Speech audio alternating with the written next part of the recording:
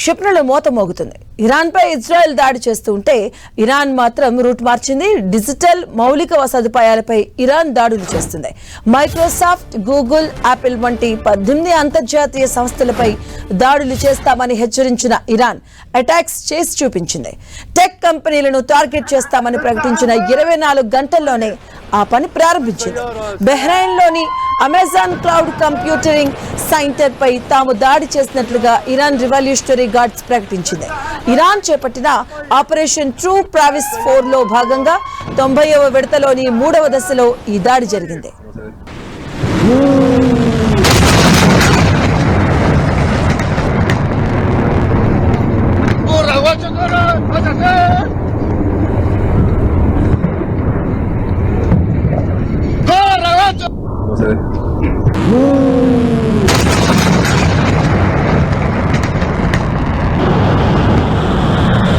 బహ్రెయిన్లోని Amazon cloud centre పై దాడి చేశామని ప్రకటించిన కొద్దిసేపటికే దుబాయ్లోని ఒరాకిల్ డేటా సెంటర్ ను కూడా లక్ష్యంగా చేసుకున్నట్లు ఇరాన్ రివల్యూషనరీ గార్డ్స్ ప్రకటించింది.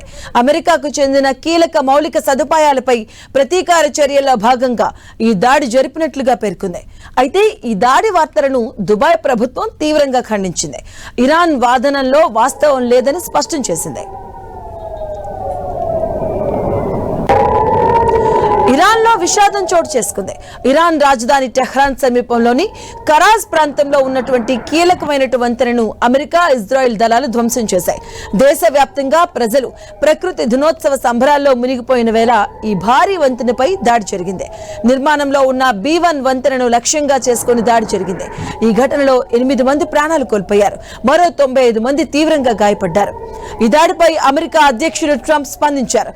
ఇరాన్లోని అతిపెద్ద వంతెన ధ్వంసమైందని, ఇది కేవలం ఆరంభం మాత్రమేనని, మున్ముందు ఇంకా చాలా జరగబోతుంది అంటూ ఆయన హెచ్చరించారు. ఇరాన్లోని అతిపెద్ద వంతెన కూలిపోయిందని, అది ఇక ఎప్పటికీ ఉపయోగపడదని పేర్కొన్నారు.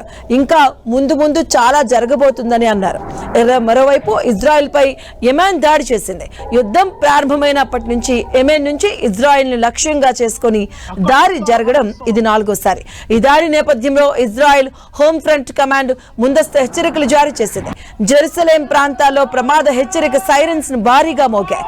ప్రధాన నగరాల్లో హై అలర్ట్ ప్రకటించడంతో ప్రజలు సురక్షిత ప్రాంతాలకు పరుగులు తీశారు.